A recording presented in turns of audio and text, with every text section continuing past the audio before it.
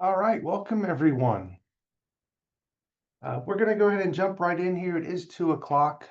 Just to let you know, we want to make the best use of our time because we do have a hard stop at 3:10 today. So we're going to go through with our presentation today, and we'll get started here. If anyone joins us late, we do apologize, but we want to make the best use of everyone's time. So with that, let's hop on in.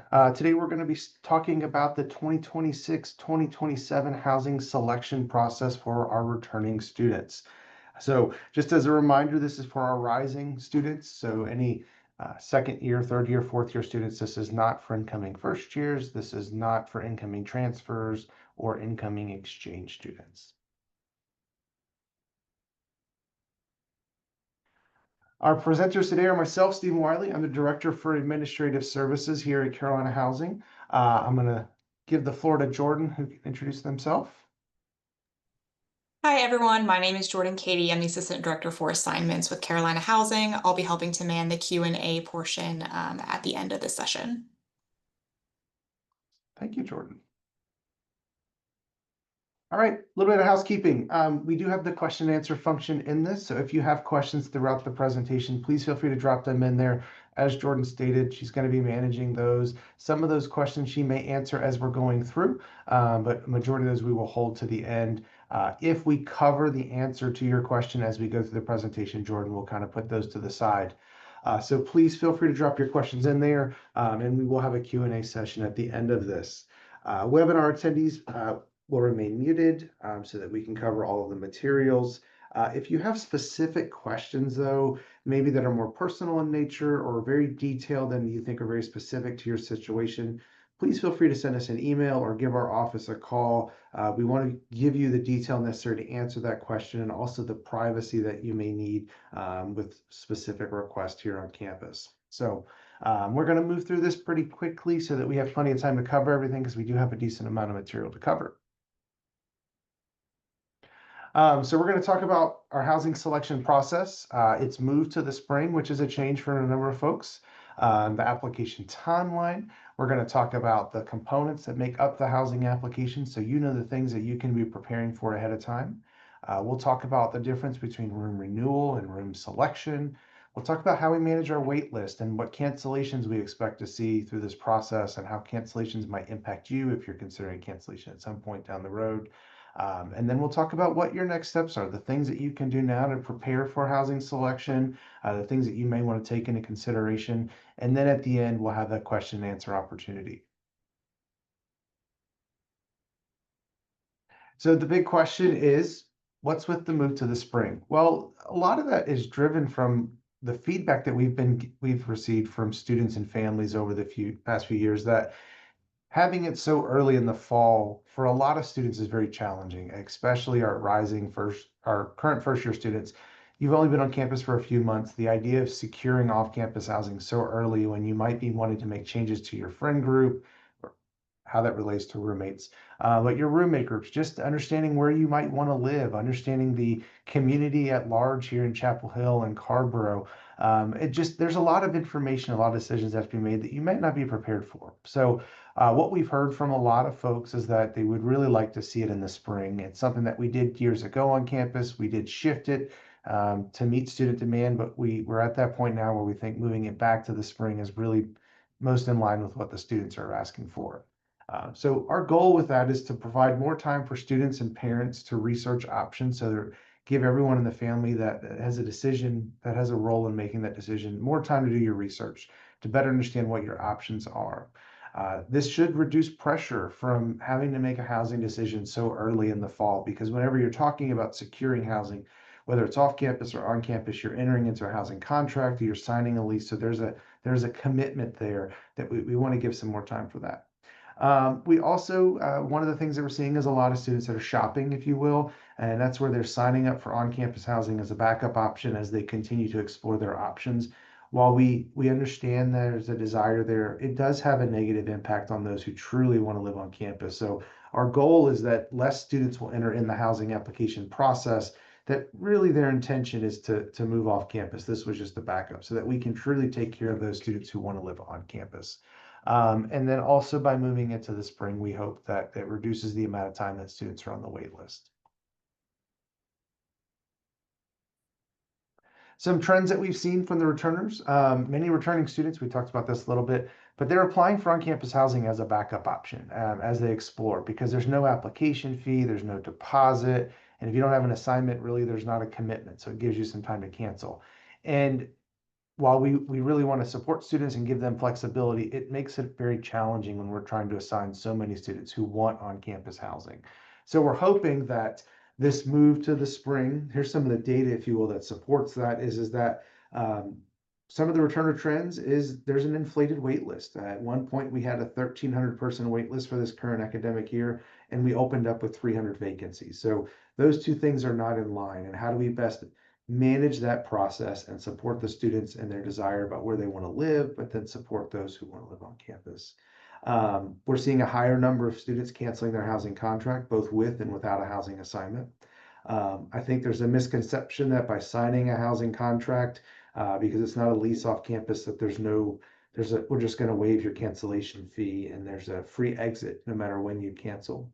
And then we have students that are holding on to spaces for long periods of time, which really impacts our availability to house the students that are on the wait list. We had students that signed leases and still took 3, 4, 5 months to cancel their housing contract with us on campus, who had an assignment. And that's very challenging when we're trying to take care of everyone.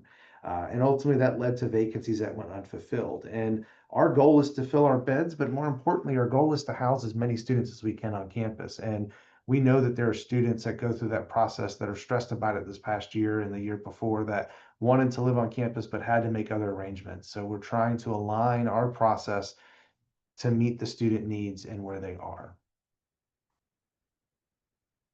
And here we just have some numbers, and I think that it's kind of telling about where some of the shopping and things like that happen. So as you can see, about 27% of all of our priority housing applicants canceled their housing contract. It's a pretty astonishing number when you think about what we're trying to do and move all these students into those spaces. Of those cancellations, almost 33% of them were students who canceled with a housing assignment.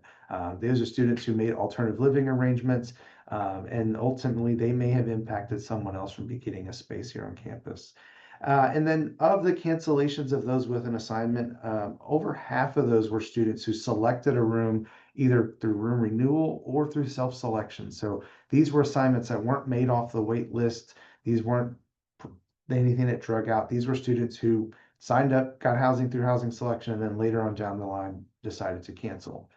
We also have some students who canceled for study abroad plans, and some students who were not enrolled for the fall for various reasons. Some of those were study abroad because they went to different programs, maybe internships, but there's lots of cancellation movement, and what we're trying to do is manage that effectively. But I think this helps kind of paint the picture of what we're up against a little bit and how that impacts our process. But we also think it's important so that if you are a student who ends up on the wait list, you can see that there is lots of movement in that process and that we will get through majority of the students who ultimately stick out that process. And we'll talk about that in a little more detail, but we just wanted to kind of put the numbers out there so that you know what we're working with here, and to help you better understand kind of when we say, oh, we receive cancellations, to really kind of support that with some of the numbers that bear that out. So our timeline, as you've heard and as you've seen in messaging, we are moving the housing application process to the spring term. So that application will open up on Monday, January 12th at 9 a.m. And the priority deadline will close 11:59 p.m. on Wednesday, February 11th. So what does that mean? Well, you just have to apply by that priority deadline to participate in room selection. So if you get it in on day one, great, awesome. We're glad you're able to do that.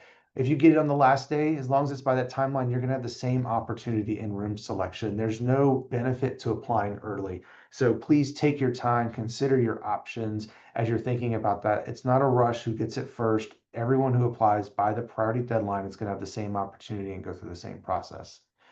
As a reminder, there's no application fee and no housing deposit, but you will be charged a cancellation fee if you're ultimately given housing. We do encourage students to only apply for on-campus housing, though, if you are committed to living on campus. If you're undecided, you can apply at a later date. We hope that this will give you more time to kind of make those decisions, but we really want to take care of the students who want to live with us here on campus. So if you're just doing this as a backup plan, you are at risk of having a cancellation fee or a financial commitment. So just be cautious about that. We know some students will do it with their study abroad plans, and we totally recognize that. But we really want to focus. We want you to have the time to go through and make the best informed decision for you and your families, but also that you're only entering in the process unless you intend to live on campus. So some informational needs, if you will, for the housing application. As a reminder, it's an online application. Everything is done online through the My Housing portal. You can always come to our office and talk to our staff, but there's no paper application to fill out. If you have a disability need, we can have that discussion, but it's a simple process. You do it online, similar to how you would have done your first year, or your second, third, and fourth year. You'll want to start thinking about whether or not you want to be part of a roommate group, or if you want to go as an individual. If you are in a roommate group, you can have a group of up to 8 students, including yourself. So it'd be 1 and 7 others. Keep in mind, when you're in a large group, though, it can be a little bit harder to accommodate that entire group together because you have to find a space for everyone. In the housing application, there is a roommate search tool that you can use to try and identify prospective roommates. You can then reach out to them to see if you're a good match, and then you can create a roommate group if everything lines up. You have your housing preferences or your room preferences, where you can list 10 building preferences. And what that means is it's the hall and room type. Maybe I want a Carmichael single as 1, Carmichael double as 2. That's 2 separate preferences, but you'll want to list that in the application. It is a self-selection process, but we will have students that we need that data to make assignments if they're on the wait list. It also just helps us understand student needs year over year. So please take time to answer the housing preferences correctly, so that we know what the demand is for our housing spaces, what our students' preferences are falling, but then if we have to use that information for waitlist assignments or anything like that. Another big important thing is, sorry, my nose is a little too today, the housing application. During that window of time that it's open, you can make edits throughout the entire process. So if you are someone who knows you want to live on campus, but you're still trying to figure out your roommate piece, you can apply. And then you can later edit your housing application to change your roommate preferences. Maybe it's join a roommate group. Maybe it's create a roommate group and bring some folks in. Maybe you just, every couple of days, you kind of think, actually, I want Morrison, or I want a Ram Village space. So you can update those preferences.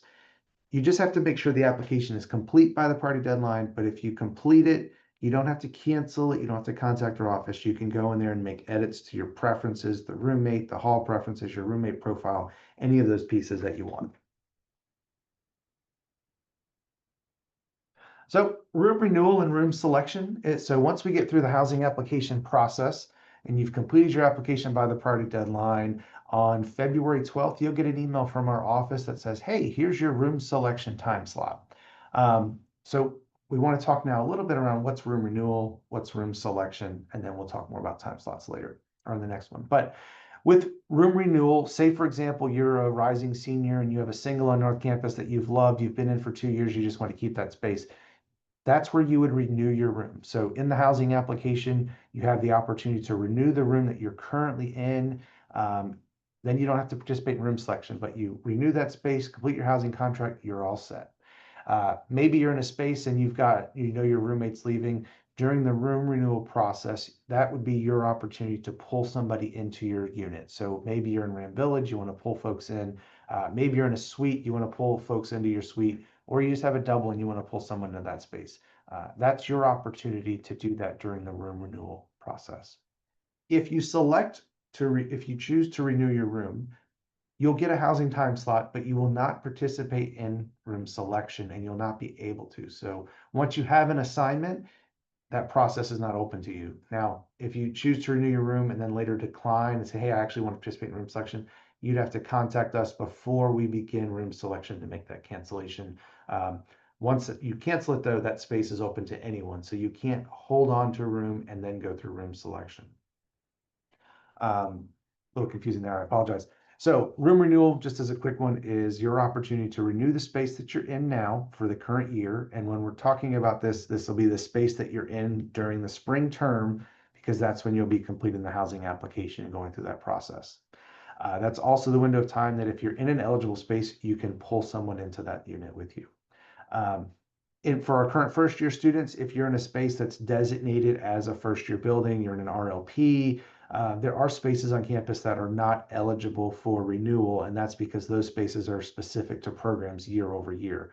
So RLPs, first year buildings, athlete spaces, things like that are ones that are not eligible. We will communicate to those students who are in those spaces prior to housing application opening, just so that you're clear and you know that going into it. With room selection, though, that's the period of time when you would actually go in and select a room. Similar to like booking a flight, you'll go through, you'll see what's available. You can filter out by buildings or room types. You'll see what's live and open at that time, and you'll go in and select that space. If you're part of a roommate group, everyone's going to have their own time slot. Generally, roommate groups will have the student with the best time slot try and select for the entire group. So that's how room selection would work. That's that period of time when you actually go in and select your room. The way we do that is we create a room selection time slot, and that's what we'll talk about next. So your time slot is your specific window in which housing selection will open up to you. Because we're going to be moving through 3,500, 4,000 students through housing selection, we break that up into periods of time. So we may say on this date, for our seniors are going today, say we have 500 of them. Well, what we'll do is we'll allow 20 to 40 in the system every 15 minutes. So we randomize that order. That's when they can go into the system, select a room, and then they would just keep moving it on so the system doesn't get overwhelmed by the volume of students that are hitting that process. When your time slot opens up, it will remain open until the spaces are filled. So if you're 10 minutes late, that's okay. Just note that somebody else may have gone in, but that's when it opens up for you. We will send an email out on February 12th with the room selection time slots and begin that process on February 13th. But a couple quick reminders, just that roommate groups, everyone will have a room selection time slot in the group. Generally, they'll have one person from their group select for everyone. If you're in a group, though, one of the things that we do see is towards the tail end when we start running lower in spaces, groups will tend to split up to identify the space that best meets their needs. So maybe they're a group of 8 and they're like, oh, we can't find something, but we found a group of 4 here and a group of 4 here. They will then split that up. 4 students will break off and create their own roommate group to then select a different space during housing selection. So that is one of the considerations that takes place during that time. And all of these things will provide more detail as we get closer to the housing application process.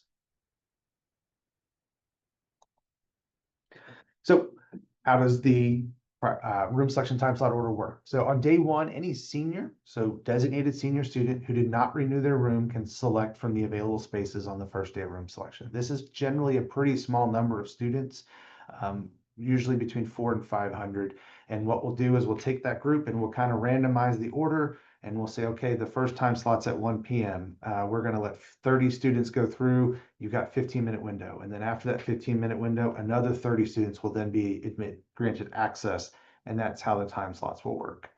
Days through the rest of the process will be all of our current juniors, sophomores, and first-year students. They'll be combined into one large group and pool, and we'll just randomize the order in which students are assigned those. The system automatically generates that.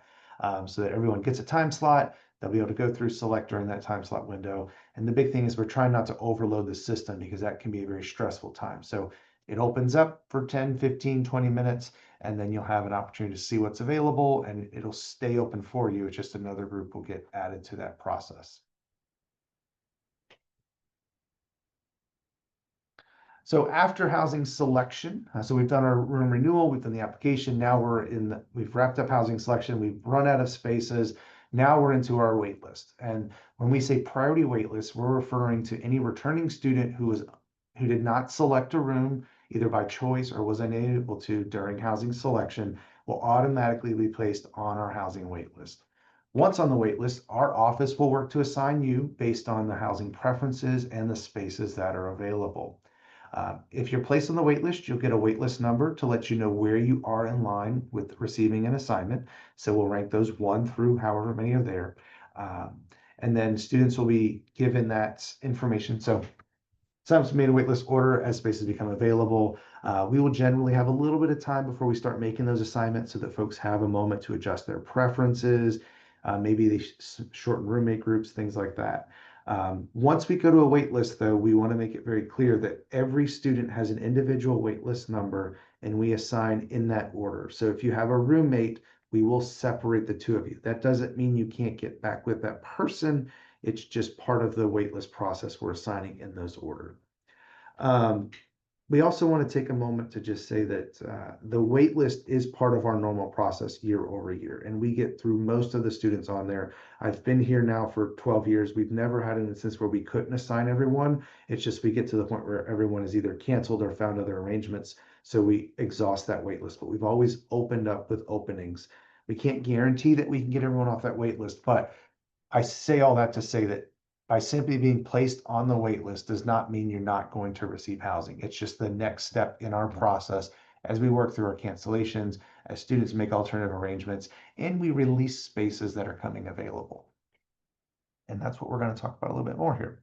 So the waitlist management, how we manage that piece. So where do the spaces come that we would assign students? Well, we have students that cancel their assignments for various reasons, study abroad, maybe they were selected to be an RA, maybe they're taking an internship or they're stepping away for a little bit, or they just moved off campus. Maybe a spot in the sorority house opened up. Maybe a friend said, hey, somebody dropped out of my apartment group. Would you want to live with us? So we have a lot of movement that occurs from that. We do have special programs who release their spaces. So if athletics isn't using their allotment, if RLPs are not using all of their spaces, we will then open those spaces up to students that are on the wait list. And then we have our study abroad cancellations.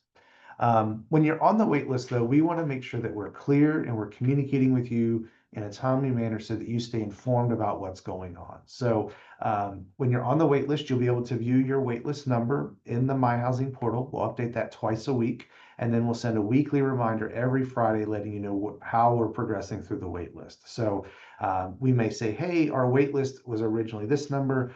In the past week, we've assigned this number. Here's what's remaining. If you're one of those students who maybe your wait list is now under 100, you'll get a separate message saying, hey, you're likely to get assigned here in the near future.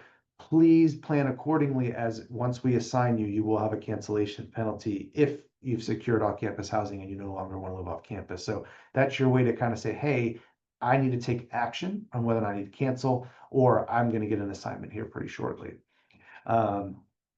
So we will send those assignment or those waitlist updates every Friday. We'll update your waitlist number twice a week in the My Housing portal. And then once assigned, you actually will get an email from us as well, just letting you know, hey, I've got a housing assignment. You'll hear that word email pop up regularly. It's your responsibility to check your emails every day or every other day at the most, because that's how we will communicate through this entire process is via email to the student. And we talked about this a little bit, but I do want to reiterate, we have opened up with vacancies every year. So I want to just stress that. So when you hear the term waitlist, we had a huge waitlist this past year, and there were circumstances that impacted that. We were told after the start of the returner process that the first year class was going up by 500. And with the first year live on requirement, we have to house all of those students on campus. So it severely impacted our returner process. We don't anticipate such a shift this year. We also are doing this after, so we know more of where the first year class is going to be. But I say all that to say, waitlist is not the big negative term that you might think it is. It doesn't mean you're not going to get housing. It's just part of our process. We cannot guarantee you housing because we can't guarantee any returning student housing, but generally we can take care of just about every student who sits out on the wait list. So I just want to stress that it's not an indication you're not getting housing. It's just the next step in the process. You have to make the best informed decision for you and what you're comfortable with, whether or not you want to sit on a wait list. But just know that we will get through most of the students. Our goal is to get through all that truly stick out that process. So we'll provide more information as we get closer to that. Once we see some of our application numbers, we'll have an idea of how many students are going to start on the wait list, and then we'll be able to project who will be able to get through. I'm going through this pretty quickly, so I'm gonna catch my breath a second. The cancellation policy, though, is another piece that's going to be changing with the new upcoming academic year. With moving the process to the spring term, though, we have a tighter window, if you will, of when we will assign students to when we'll get to opening. And as a result of that, we are going to be tightening up those cancellation windows a little bit. So what you'll see here is if you are given a housing assignment, whether you select it through room renewal, you get it through room selection, or if you're signed off the wait list, you will have 14 days from that assignment notification date to cancel your housing contract for a $500 penalty. On day 15, that value will increase to 50% of the academic year. So if you cancel, say, March 1st and your assignment was 30 days ago, your cancellation penalty is going to essentially be the full fall amount because it's 50% of the contract value, which means fall and spring. Uh, it's a tightening of the window. We see that middle range that we had before, it used to be days 15 to 30 were 50% of the fall. We weren't really seeing cancellations in there. So we made the decision to tighten that up even more because we're pushing the process later in the spring. Students should have more time to make those informed decisions. And because we want to get through our wait list, we're tightening up those windows. Now, that doesn't mean that if you have a circumstance that comes up, there will always be an appeal process. We understand that hardships can arise. So if you are in that boat, you can submit the hardship waiver and we will review your request to see if we can reduce or waive that cancellation penalty. The other important distinction here is that if you do not have an assignment and you choose to cancel, there is no cancellation penalty. So if you're on the wait list, secure off-campus housing, and you notify us that you've secured that and we haven't assigned you, then we will cancel your housing contract without a penalty. It's another important distinction. If you are canceling though, the last point I'll make there is you have to submit that in writing, either via the online through the My Housing portal by submitting the housing cancellation request form or by sending us an email to housing@unc.edu. Another important distinction, if you are studying abroad in 26-27, so maybe you apply for on-campus housing as you wait to see if you got admitted to your study abroad program for fall 2026. If you are later accepted into that program and you need to cancel, we will cancel your housing contract without a penalty. We will allow you to cancel through April 10th without a penalty once you have an assignment. That's generally when most students' plans are secured and identified that they're going to be going abroad. If for some reason your program is delayed, we will allow you to cancel within 14 days of that acceptance if it's at a later date. The spring 2027 housing application, we're really getting ahead of ourselves here, will open up October 2026. So that's the date. If you're studying abroad in the fall and you're coming to campus in the spring, that's when you would apply for housing for the spring. If you are a student who's graduating in fall 2026, congratulations, you're cutting out some time there, hopefully. We will allow you to cancel the spring portion of your housing contract with no penalty. So you would apply as a normal 26-27 academic year. We'll just cancel the spring portion once you notify us of those plans without a penalty. So now the next steps. What is it that you need to do to get ready for housing for next year?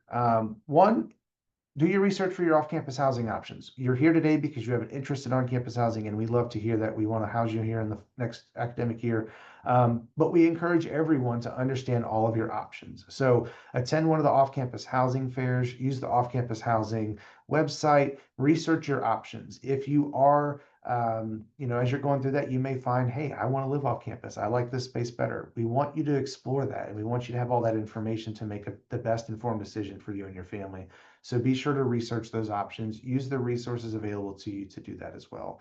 And then I'll give the plug here. If you are looking at off-campus options, before you sign a lease, please make sure to use Student Legal Services. It's free to use. They will help you review the lease so that you're not caught up in anything because that office is staffed by lawyers. They can help you review that lease to make sure that you understand what you're signing and you're committing yourself to. The next would be research your on-campus housing options. You've got a little bit of time before you can apply. You're already living here, so you have an idea of what the buildings might be, but this is your time to research your options. Go through, look at the different buildings, get an idea of what you're looking for. Do you want apartment, suite style, corridor style? Do you want North Campus? Do you want South Campus? Understand the impact of living on campus and how all those preferences vary so that you can make an informed decision. You have everything you need before you go into housing selection. So you have all of that information at your disposal. So please check out our website, Explore the Halls, where we have information about all of our buildings, what amenities are in those spaces to give you an idea of what types they are, whether they're apartment, corridor, suite, super suite, all of those details are available there, and also some photos. This is also an opportunity that maybe you've got some friends in those buildings to just ask them what they think of it. What are their pros and cons of living where they are, the building that they're in, so you understand what those buildings are like. And maybe they'll even show you their room so you can see what the space looks like. Um, Continue to monitor, our off-campus housing as part of that, the on-campus housing research is make sure to take a look at our website for the returner housing selection process. It outlines the timelines, the things you need to consider, the things you need to do, prepare for it so that that's fresh on your mind. Maybe you need to put it on your calendar, families, that, hey, the housing application is coming up, here's where it is. But that's your opportunity to do so. So with that, we're right at the halfway mark, which is where we wanted to fall. We are going to go into our question and answer section next. So if you would, please put your questions into the question and answer box. I will go through, read the question out loud, and then we'll answer it. And then before we end this, I'll close this up with any closing thoughts and then bring my colleague Jordan here, who's been answering some of those questions already to make sure there's nothing that I missed, kind of trying to get through this so that we cover everything that you need today. So let me go to our question and answer. We've got a couple questions in here. Let me start here at the top. So is it more likely to get a housing placement as a second-year student as a group of 4, 8, or 2? That's kind of challenging to answer. So no matter what year you are, the one thing I'll say is the larger group you have, the harder it can be to place you because you're more limited in your options. If you, for example, have a group of 8, but you want a Ram Village apartment, well, you can't do that because the Ram Village apartments will accommodate at most 6 students in Ram Village 2, but the majority of them are 4-bedroom spaces. So I would go through, create the group size that you want with the understanding that during housing selection, if you're towards the tail end of that, you may need to separate that group into 2 smaller groups or 3 smaller groups or 4 smaller groups and just be prepared for that. Once you do that, though, you can still work through room swaps, which were not mentioned here, to get matched up with those individuals. So I don't think there's a benefit to going with the larger groups, or really a bad thing about doing it. It's just it can limit your options as you're going through the process. The next question is, are only seniors eligible for room renewal? No. Any upper division student who's in an eligible space is eligible for room renewal. And when we say eligible space, we're talking about our rooms on campus that are in returner buildings that are not designated for special programs. If, for example, you are in an RCC room because your roommate who's an RCC pulled you into that space, you can't renew that room because that's an RCC designated space year over year. If you are in a space that is generally used for an RLP, either you're in the RLP or it's a space that was released to a non-RLP student because they didn't have enough students to fill the program, that space is not renewable because it has to be used for that program. If you're in a first-year building, so maybe you're in Craig or Hinton James or Cobb, those are first-year buildings, and therefore, as a returning student for next year, you would not be eligible because we use those housing for first-year students. If you are a rising junior and you don't get priority over sophomores and first years in selecting on-campus housing, only seniors get priority and everyone else will be randomized, does that mean a sophomore could have an early housing date compared to a junior? So let me first kind of parse that out a little bit here. The only housing priority we have truly is for our incoming first-year students due to the live-on requirement. That's the only true housing priority that we have. But we designate those as first-year buildings and separate them from our returning students. So when we get to our returner priority process, we do allow rising seniors the opportunity to be prioritized for on-campus housing. Those are students generally that have lived on campus several years, but they're oftentimes where we see students that have the highest rate of either graduating in December or needing to leave for the spring. So it helps turn those spaces over for some of our spring admit processes. And that's also such a small number. For a junior, the question is really could a sophomore have a greater priority than me? That's a little complicated in that depends on how you're looking at it. A lot of our current first year students will have junior credits academic. Their standing is by junior or even sophomore now because they came in with so many credits. So there's such a mixture of students within that sophomore junior class that we really just randomize all of that because academically there's such a mixture there. Some students like, well, I'm a junior because I've been on campus for 2 years. Understandably so, but from an academic standing, which is what we use, it's based on your credits and your academic standing, so sophomore, junior, first year. So all of those are mixed together.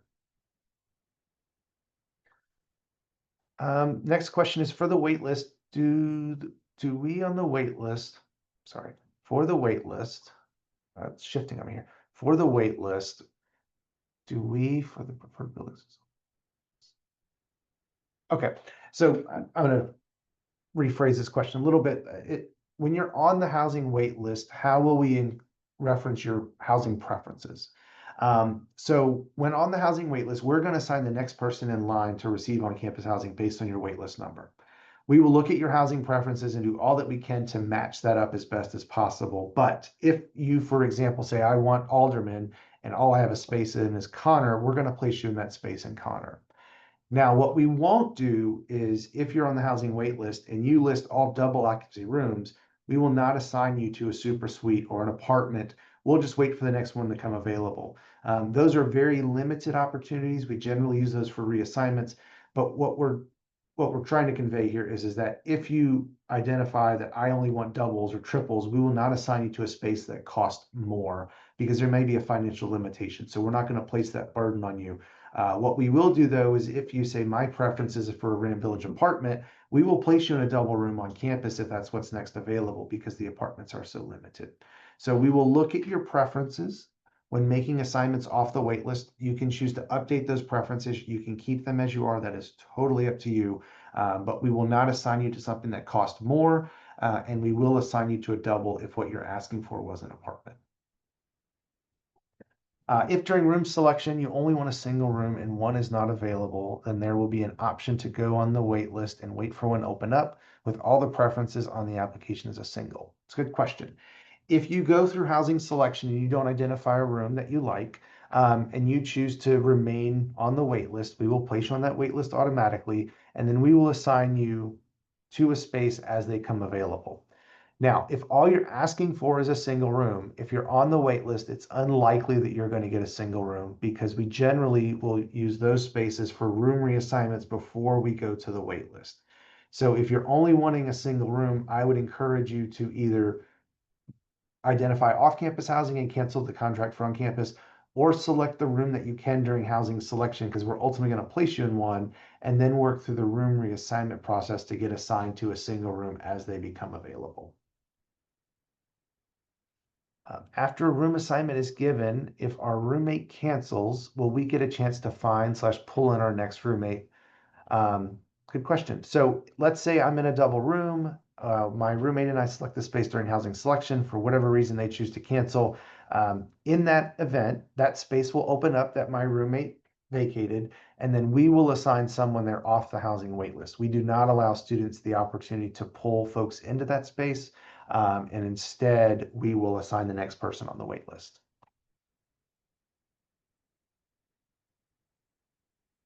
If someone is on the wait list and gets a room. Okay, so let's say, for example, two students are on the wait list. Two students on the wait list that are roommates. They are separated because of the random wait list number. We will assign students in the order of the wait list, assigning them without their roommate, and then we will work to assign the roommate at a later date. When we are assigning folks who are in roommate groups off the wait list, we will look to see if we can place them in a building that is close to or similar to the one that their roommate is in. So if, for example, my waitlist number is 50 and my roommate's is 200, and I get a space in Morrison, when we go to make the assignment for my roommates, they'll say, oh, they're requesting Stephen Wiley, and we see that he's in Morrison. We just so happen to have a space in Morrison. Let's place them in Morrison as well so they have a better chance of a room swap to get matched up as roommates.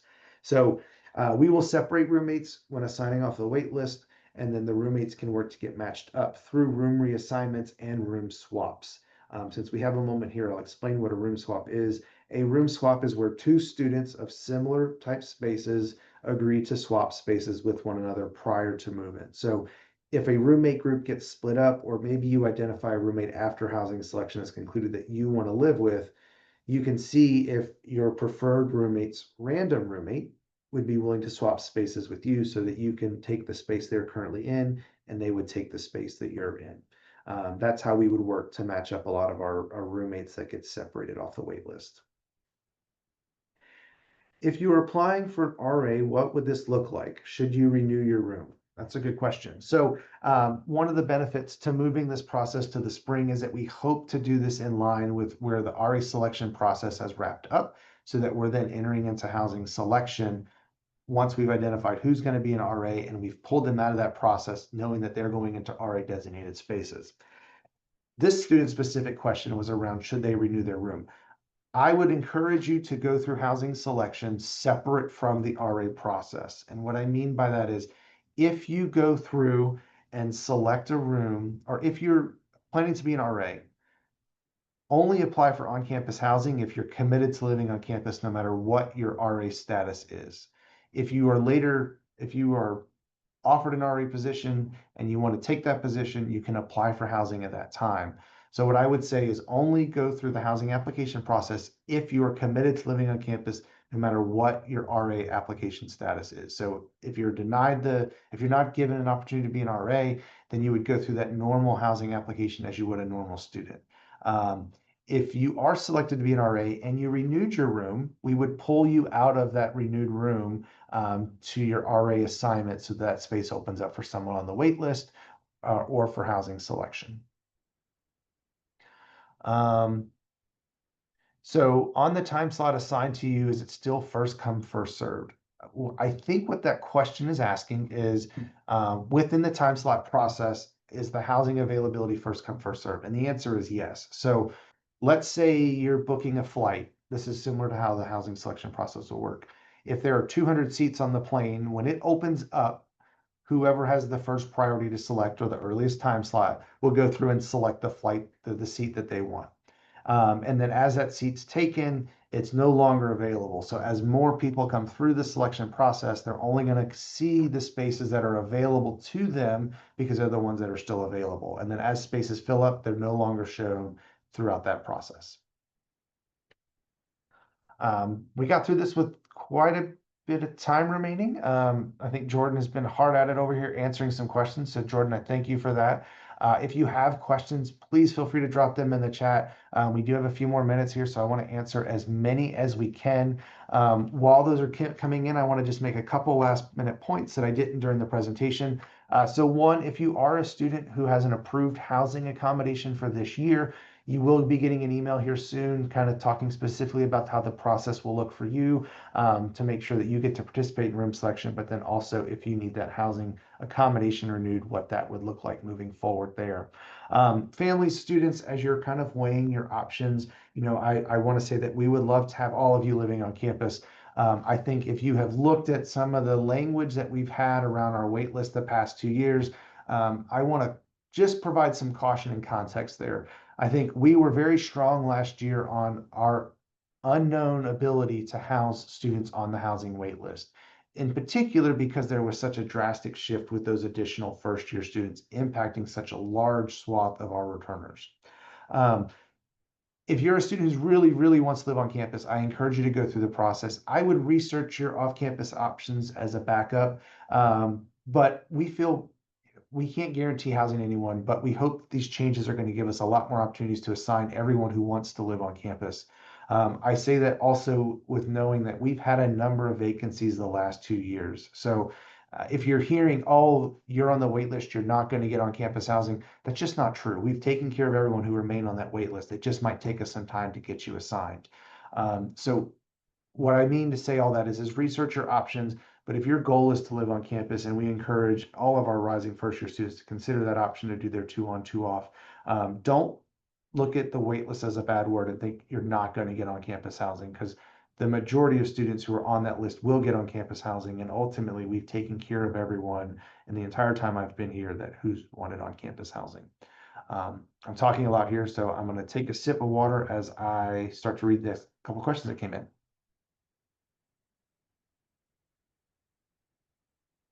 The question is if I select a room but later decide to move to a different room, can I do a reassignment? So there's 2 ways to do that. If you renew your room and then you say, hey, I want to participate in housing selection because we haven't got to that, hasn't started yet, you would email us to cancel your housing renewal, and then that will allow you to participate in room selection. If you've selected a room and then, 3 weeks later, you're like, actually, I kind of want to change to this or get on the wait list for a single, you would just submit the room reassignment request when that process opens up, and then we will assign students off of that in the order that those spaces come available.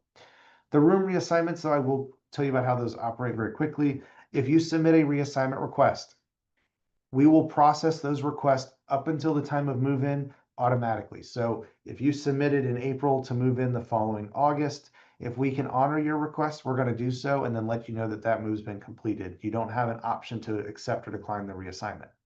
We will pause reassignments around August 1st, and that's to finalize rosters and get everything moved in. And then we will pick them up a week after classes, and that allows us to see our no-shows, see where our spaces are. Once you move into the space that you're asking the reassignment from, at that time, we would offer the opportunity for the reassignment to you. So you have the option to accept or decline that reassignment. Many students, once they're moved into a space, are like, I'm happy with this, I don't want to move. So we give them the opportunity to accept or decline the reassignment. Will Parker still be used next year? Will my room be able to be renewed? Parker is going to be open next year. We have no buildings scheduled to be offline this upcoming 26-27 academic year. This year we had Avery back online after its renovation work, but we have no buildings scheduled to be offline for 26-27. So your room, if it's an eligible space, would be available to you, but I don't know without your room number if it's an RCC room. That's really about the only thing you'd fall in Parker, but you could look at your room type and see. We'll also communicate to those students who cannot renew their current room. We'll give them some options about how they could potentially move to another space within that building since they lost that opportunity before we get to housing selection. Do most roommates with different waitlist numbers end up getting to live together via the roommate swap? Just want to understand likelihood of getting the roommate or roommates you want. I don't have any numbers off the top of my head, but generally we've been able to take care of all the roommates who want to get together. So a couple things that go into that is when we start making housing assignments off the wait list, the way we're going to do that, and we didn't cover that, so I'll take a moment to do that here, is we will send that weekly update on Friday saying, hey, this is where you are on the wait list. We're going to do assignments next Thursday, Friday. So you've got a few days to cancel with us if you need to do so. And then that allows us to compile spaces as much as possible. So maybe one week we have 100 vacancies on campus and we will go through and assign everyone that we can. If by chance we have a vacant double and we have a roommate pair that both students are going to get assigned, we're going to go and match them up and just take care of that roommate piece. If not, we will do lots of reassignments into double occupancy rooms throughout the summer before we get to the fall. So we'll take care of a lot of roommate requests there, and we'll have a lot of students who will swap rooms. If, for example, you get separated from your roommate through the wait list, and one of you's in a very, like, say one of you's in Old East or Old West, there's only 50 beds in those buildings, and students really hold those near and dear. And if your roommate doesn't get into something similar, and you want to live in Old West with the person that's there, you may need to consider going to a different building. So if I was in Old West because I got in early and my roommate came in later and they were in, say, Connor, my roommate in Old West might not want to give up that space. So I may need to consider going over to Connor to live with that person or doing a reassignment request into Connor. So my preferred roommate's current roommate, this is very confusing, I'm sorry, then might be more willing to do the room swap with me. So think about what it's like as a room swap. You're asking somebody to take a space that's elsewhere. So if it's not in the building that they don't want, you may need to consider changing your own assignment to another building or working through the room reassignment process as we assign roommates to that to get you matched up. Do you recommend current first year students to not renew their room? Can they renew since they are a freshman? First year students in first year buildings cannot renew the room that they're currently in because those are first year designated spaces. Can you add roommates during room selection? If you have a group of 4 hoping for a Ram Village apartment, but then at room selection, Ram Village is full, so the next choice would be a Morrison Super Suite, but those are for 6 people. Can you select a Super Suite as a 4-person group? Can you add 2 more people to your choosing, or will you be assigned to random roommates? That's a really good question. So during housing selection, you can make changes to your room preferences, your roommate groups, all of those wonderful things.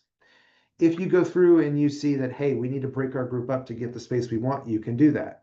If in the example provided, Maybe you're trying for a Ram Village apartment with 4 students. There's none available, but you see a super suite. You can add 2 people to your roommate group to select that space. What's important to note is during room selection, once you select a space, that's it and final. If you change your roommate preferences, your roommate group information, you add people to that group, remove them from that group, that does not impact the assignment anyway because the assignment has already been made. So if you want to add people to the roommate group, you need to do so before you select that room because if you select the room and then you try to add them after the fact, it will not pull them in there. They will just have to try and select it on their own when their time slot opens up. Cool. So I'm gonna not ending the session, but I do want to make sure to give an opportunity. So you have our contact information. Please feel free to give us a call, send us an email, visit our website, follow us on our social media channels. Parents, family members, if you have not already done so, please sign up for our newsletter so that you can stay informed about what's going on. This is my reminder that all of our communication about deadlines and all of those things go to the student. They're our primary touch point. We will send basic information through our newsletters, but we will not update you with every step of the way. So please talk to your students about what's going on so that you're aware, and then sign up for our newsletter so you know what's going on there. Students, if you receive a housing assignment and you want to cancel it, it is your responsibility to do so. So please make sure you're checking our emails. We had a couple students this past year like, oh, I didn't know I had an assignment. I want to cancel that, but now I've got this penalty because it's 60 days after you gave me that assignment. You will be responsible for that penalty. We don't say that to be crass or cruel, but we want to make sure we're moving through that process and we're taking care of students who want to live on campus. If we send you a weekly update reminder saying, hey, if you need to cancel, it's your responsibility to do so, our expectation is that you're reading those emails so you know what's going on. Where is our office located? We're located in the SASB North Building at the corner of Ridge Road and Manning Drive. We are on the first floor with the main entrance when you walk in. If we have a group of 2 and we decide to select an 8-person suite, do we have to find people or will we randomly be put in the 6 others? Good question. So if you are a small roommate group or in a group and you don't fill the unit that you signed up for, so it's an apartment, maybe there's 4 beds in the apartment, but you only took 2 of those spaces, you don't have to fill those. Those will just remain open and someone else can come through and select them during housing selection. Awesome. Well, I do want to thank you all for joining us today. I hope we can answer any questions that you have. Please feel free to stop by the housing fairs. There is one this Friday as part of Parents Weekend. So if you're here, stop by. We'll be there. We'll be doing a quick presentation there to talk about on-campus versus off-campus housing. But we'll also be at the fair to answer any questions you might have.